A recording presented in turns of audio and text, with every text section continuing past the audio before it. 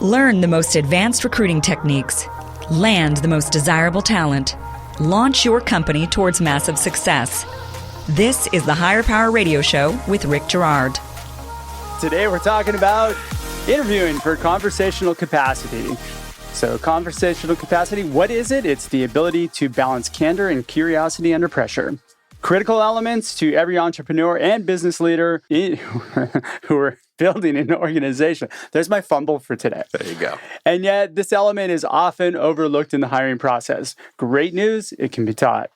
Today's quote, the single biggest problem in communication is the illusion that it has been taking place. Any idea who said that, Craig? George Bernard Shaw. You know it. Woo! I'm Rick Girard, and welcome to the Higher Power Radio Show. Our mission is to provide proven tactical solutions to solve your company's toughest hiring challenges. We share insights from top-performing entrepreneurs and industry experts like our guest today, Mr. Craig Weber. Craig is the founder of Weber Consulting Group, which is an alliance of experts committed to helping build more resilient, healthy, and agile organizations. He helps people and teams dramatically improve their performance by treating dialogue as a discipline. Craig is also the author of the best-selling book, Conversational Capacity, The Secret to Building Successful Teams That Perform When the Pressure is On. Craig, welcome to the Higher Power Radio Show today. Thank you very much for having me, Rick. Oh, it's great to have you. I know I've been chasing you for like a year trying to get you on the show. Well, I appreciate the invitation. I'm glad this worked out. All right. So today we're going to cover what is conversation capacity and why is it important. We're going to talk about how to interview someone and accurately evaluate their conversational capacity. And we're going to teach you guys what you can implement today that can help you hire and manage stronger. Sound good? Sounds fantastic. All right, so let's start with conversational capacity. What is it? I know I gave a little brief definition, which you gave me the other day, so I cheated. But give me the full 411. Perfect. Absolutely. And I'll define it in two ways. Okay. Quickly, what I call the dictionary definition, you could say that conversational capacity refers to the ability, and this can be of an individual or an entire team. It's the ability to have constructive, learning-focused dialogue about difficult subjects in challenging circumstances and across tough boundaries. Got it. And so it's easy to see in a team. High conversational capacity, they can put their most difficult, painful, divisive issue on the table and do really good work around it. Low conversational capacity, a minor difference of opinion will screw up a meeting. Yeah. And so you can have a lot of smart people around the table, but if the conversational capacity is too low, you can't get access to their smarts. And that usually happens when you have somebody who's dominant and people who maybe aren't so dominant, right? And they don't know how to communicate properly. Exactly. Sometimes you get two or three people who are dominating the meeting and talking over everybody else, and a bunch of other really smart people who are sitting there on their hands, not putting their ideas or their concerns on the table. So for a tech company, that might be the VP of sales would be the dominant person, and then the engineering staff tends to be the other route. That could easily be the case, yeah. Right? And so you have some people, because of the roles they're in, tend to have a more dominant personality, perhaps a slightly more aggressive conversational style. Sure. And that can often have the inadvertent consequence of pushing a lot of other people away from the table when you need to be pulling them toward it. So high conversational capacity, you don't just have smart people around the table. You're able to get access to their smarts, even if they have different roles, functions, personalities, technical backgrounds. Everyone's able to stay engaged in the conversation and add value. Low conversational capacity, and that breaks down pretty quickly. Okay, so you want to have high conversational capacity. Yeah, it's sort of I think an underappreciated aspect of both building and leading a really good teams, right? We pay attention to a lot of other factors, but I think something that's not on our management dashboard, and what I've been trying to do with my work is get people to pay more attention to it. And one thing that's fun about talking to you is we've been talking a little bit to gear up for this is, I tend to work on the backside of this. You've got the team in place. So how do you build your team's conversational capacity? It's kind of fun thinking about it from this side. What about the hiring process, and how do you get people at the table who are going to help build your conversational capacity and not cripple it? How are you going to evaluate for that? Yeah, right? exactly in right. essence, it's kind of a subset of EQ in a way, right? Yeah. In fact, someone recently reviewed my book online, and they said conversational capacity is, in essence, operationalized emotional intelligence, which I kind of like. So, okay. And so it's not just technical you should expertise. Trademark that real quickly. I really should, yeah. And so I like that idea. How can you make sure that you don't just have a lot of smart technical people around the table, but they have the emotional and social intelligence to harness their smarts in the service of making good decisions, running good meetings, managing change effectively, really good problem solving when you need it? Besides the obvious, which is, communication is key, especially if you're going to build a company. But why is it important other than that? Well, I think, really good, balanced, rigorous dialogue is essential to almost every activity in running a good business, right? From formulating and implementing strategy, managing change, giving performance feedback, running effective meetings. And so it's sort of the base on which a lot of other business activities sit, and yet it's something we're not paying as much attention to, which in some ways seems crazy. How could we be ignoring something that is so foundational in terms of building a team, a business, or an organization that's really working well when it counts? Well, if you think about it, most people don't even pay that much attention to their spouse.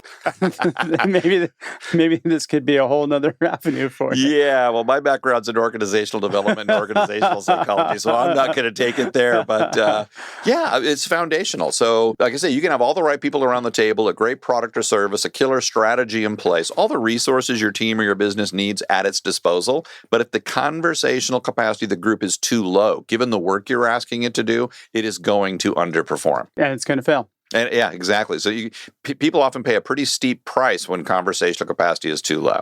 So that's that one definition: constructive, learning-focused dialogue when and where it counts. And the second definition you kind of alluded to in the opening, and that is there's what I call the sweet spot in a good conversation.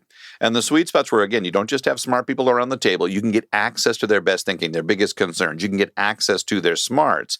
And what holds people in the sweet spot is this balance, as you described it, between these two things. On the one hand, the conversations are very candid. So candor is key. Yep. The conversations are honest. They're open. They're forthright. They're direct. It's no nonsense. But that can easily turn into an argument or a heated discussion. Oh, yeah, very quickly. And so it needs to be tempered with lots of curiosity. People are open-minded. They're inquisitive. They're there to learn. When you see things differently than I do, I don't get pissed off or upset. I get interested. Wow, Rick hates my idea. That's interesting. What's he picking up on here? Yeah, why? That's exactly right. Why? What's going on? Yeah, what am I missing here is what the question you should be asking. That is a fantastic question. In fact, I often ask people to say there's 3 questions. If you want to stay in that sweet spot, candid and curious, 3 questions you and your team can constantly be asking are, what am I seeing about this issue others are missing? I need to put my 2 cents on the table because I may have a unique perspective that illuminates the issue in a way. What are other people seeing that I'm missing? Do I have a blind spot?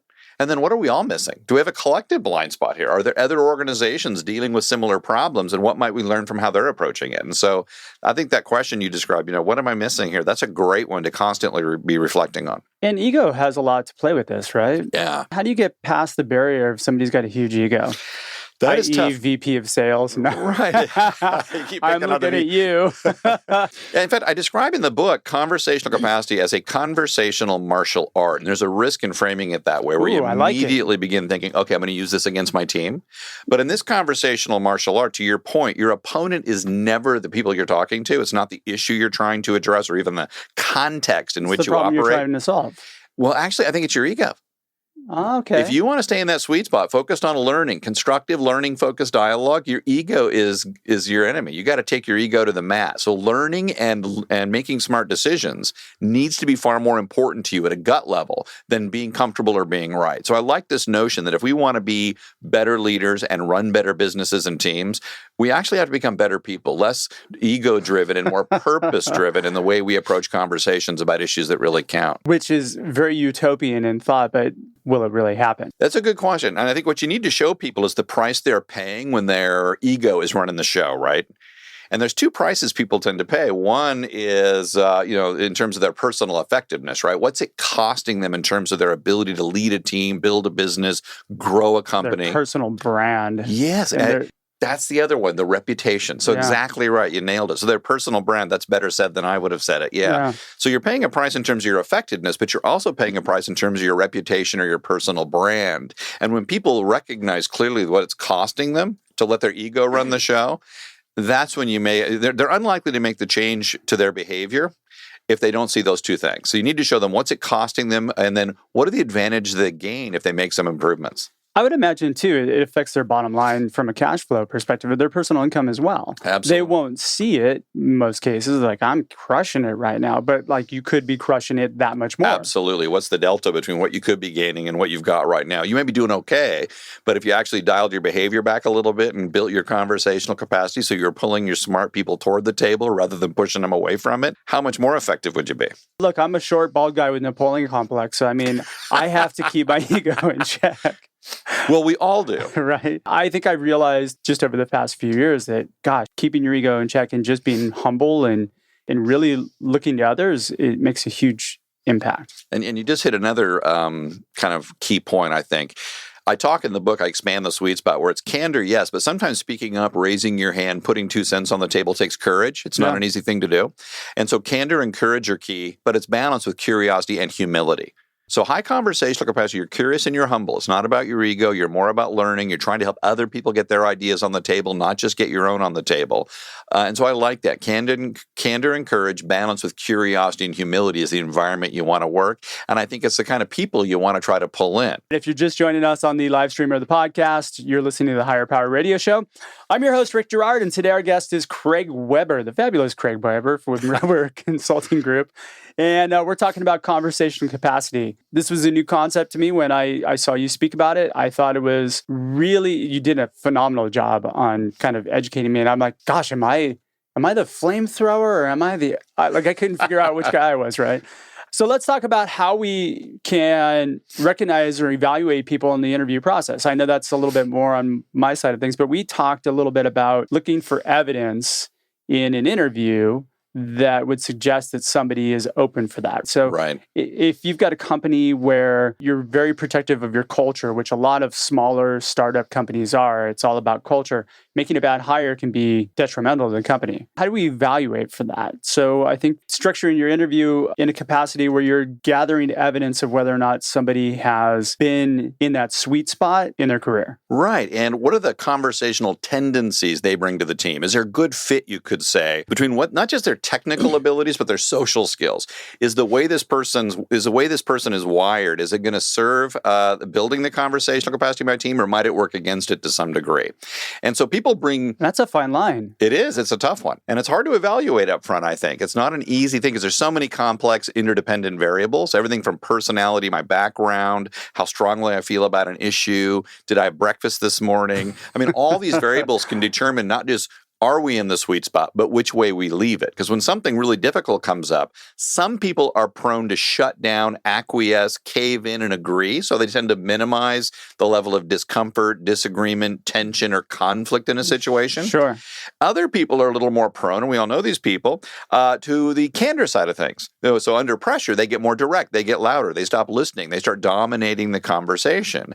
And so I worked with a team a while back at a company I won't name where they brought in someone, and this is a team that put a lot of work into building their conversational capacity, getting people on the same page, help them create a conversational code of conduct even. So there's a set of behavioral norms for how we're going to operate. They brought someone are kind of their values. Exactly. Their values and specific behaviors they agree to. They brought in someone who on paper was perfect and a really good person. God, don't do that. But their conversational style was extremely aggressive. They just come out of the military, master sergeant, and the way they began interacting with the team was doing a stunning amount of damage to the culture they built. I bet.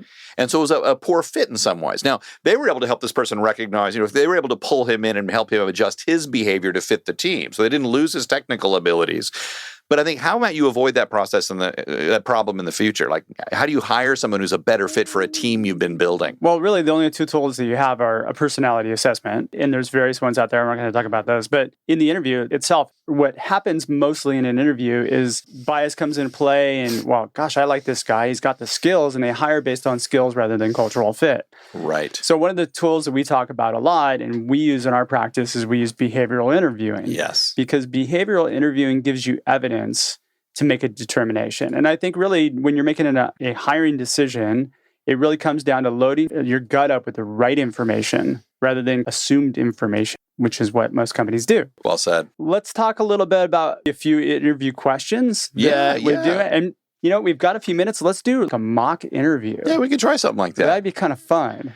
Well, one reason I like your focus on these behavioral events interviews is a problem you often see in people, and it's a major blind spot, and that is people often believe they tend to behave one way when in fact they behave another. So They can be very honest with you in an interview.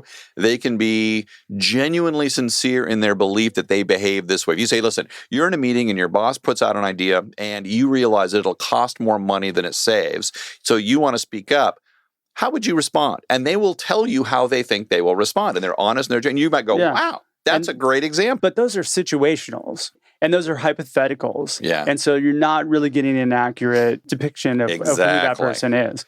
Behavioral is, let's talk about a time where you've had this situation. What happened and how did you handle it? Exactly. And that's why behavioral events interviews are so much more powerful, because it gets you out of that trap of listening to someone say what they think they do and not getting what they would actually do. And what's wonderful about a behavioral interview is you really only need 3 or 4 questions. Yeah. And the only follow-up questions you have to ask is why?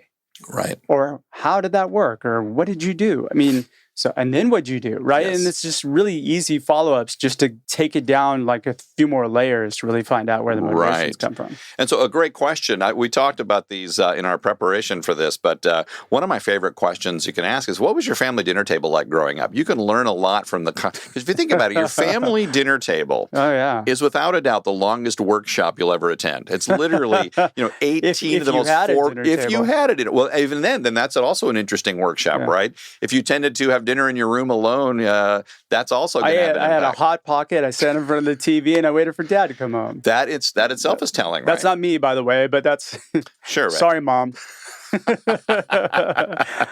Another one that we were talking about too was tell me about a time when you had a negative problem that came up that you had to report up the chain to your boss. Yes. How did you handle it? That's a really interesting. So let's try that. So Craig, I'm going to call you Bob today. Okay. Bob Craig. Tell me about a time you had a negative information that you had to deliver to your boss. How did you deliver it to your boss?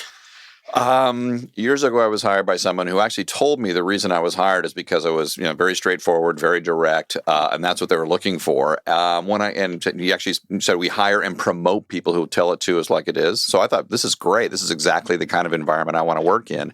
As I got busy in the role, I began to realize they were probably lying, right? I don't think lying, but definitely their behavior didn't line up with their rhetoric, and so they didn't like bad news. They tended to, shut down people, ask a lot of biting questions. People referred to the style as the Gestapo interrogation. So on the one hand, they're saying, we want you to speak up. On the other hand, when you did, you got slapped down. And so I decided I was going to take a risk and actually bring this up with my boss. How'd that go? It was scary. How did you feel about that? Well, I actually got some help from a couple colleagues before I did it. And they were actually advising me not to do it, which is interesting. They said, don't do it. But, I decided to do a little role-playing practice with my colleagues and went and had the conversation. And I pointed out that on the one hand, I appreciate the fact that timely, accurate information is a value here, and I was actually brought in because I was seen as more direct. Yeah. On the other hand, I'm seeing behavior from not just you, but from others that actually contradicts that. That's actually making it harder for people to speak up. So if you don't mind, can I give you a couple quick examples of what I've been seeing and then bounce it off you? So, and what was the reaction to that? At first, a little defensive. I think making a mountain out of a molehill, didn't really see it as a big issue. Denial first. A little bit, yeah. I think that, at first they just didn't see it as serious an issue. Or if there are people out there having trouble, let me know. We'd be happy to get them some help, some assertiveness training, whatever helps solve the problem. But they began to see eventually, and it worked out pretty well, where they began to see there's some of their behavior was perhaps working against their good intentions. What was the result of you delivering that information to them? Probably lost about 5 pounds in sweat. Was one of the first things. But secondly, we had a meeting where we brought this up as a team. So rather than just the two of us try to solve the problem, my boss actually decided to bring this up with the team and to talk about how do we get past this. I need to hold people accountable. I need to have hard-hitting, pragmatic discussions. I got to make tough decisions you're not always going to like. How do I do those sort of things in a way that doesn't make you feel like I'm not listening or I'm overbearing? So you were able to affect change. In a way, yeah. And part of I guess, it's not just me, right? I raised my hand and spoke up, but someone else was there to listen and actually do something. I could have gone a very different way. Now, how did you specifically deliver that message to them? I think the opening line I used is, I've been here for 6-8 weeks, and I applaud the fact that, being timely, accurate information is something that's highly valued here. On the other hand, I'm now seeing, after a little bit of time here, that a lot of the behavior around this place contradicts that. Pretty straightforward. You prepared a really good opening. That was some good candor. Yeah. So and what was helpful is the role playing. So I actually worked with a couple of colleagues to help me prepare for that conversation because I was extremely nervous. That is normally not something I would go in and do. All right. So that might be an example of a behavioral interview. How's this person just a wired? Question that wouldn't cover that. Yeah. What do they bring to the table in terms of conversation? What are the kind of behaviors I might expect from them if we bring them into the workplace? Usually on the adverse side, if it's somebody who's a really egomaniacal person, you're gonna get a much different. Oh yeah, I told them. I told them, and they weren't listening to me. Yeah. Yeah, I didn't last long in that role. Boy, I tell you what, I went in there and let them know, no uncertain terms, that I don't care what you say, and you are running a total nightmare. Yeah, and if you don't change, I'm walking.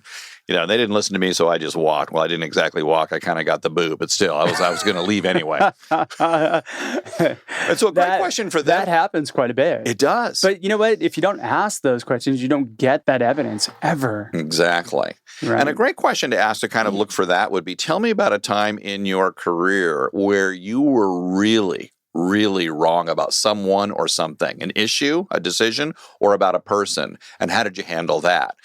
That's going to be a hard one for someone with a big ego to talk about, right? And if you see them really struggling to come up with an example, that's interesting. Most people have no shortage of examples, but it's that either I can't access it because I buried it, I don't want to think about it, or I don't want to share it because it kind of gets in the way of the presentation I want to make. I love taking people out of their comfort zone in an interview, not making them uncomfortable, but taking them out of their canned responses. Yes. And that completely gets somebody out of their canned responses. Right. All right, man, we're out of time for today's show. Wow. You believe that? That's very quick. So fast. Craig, thanks for your time investment today. My pleasure. And welcome to the Higher Power Radio community. Now, I'm sure that a lot of members are going to want to pick up your book or find out more about you. How do they reach you? My website, conversationalcapacity.com, makes it easy. I'm very active on LinkedIn, so feel free to reach out there. And then on Amazon.com, you can get Conversational Capacity, or 800ceoread.com or barnesandnoble.com. So available in print and in electronic format. And we'll have a link to your books on our show notes. And if people have questions, feel free to reach out. All right. I want to thank our listening audience for tuning into this week's episode of Higher Power. A quick thanks to our team, our engineer, Paul Roberts, our producers, Andrea Ballin, Shanti Ryle, and Ayla Gerard. If you're listening to the podcast, please subscribe, rate, and review. We need your feedback to up our level of game this year because we're really wanting to bring some really valuable content to you. You can join the Higher Power Radio community at Higher, that's HIRE, powerradio.com. Or you can follow us on iTunes, iHeart, Stitcher, TuneIn, Spotify, and YouTube. Tune in next week. Our guest and I will actually be discussing if AI really improves the recruiting experience. And that's going to be with Liren Kotzer, who's the founder and CEO of Woo.io. I'm your host, Rick Gerard, and you have been listening to the Higher Power Radio Show. Aloha. Thank you for listening to Higher Power with Rick Gerard on OC Talk Radio.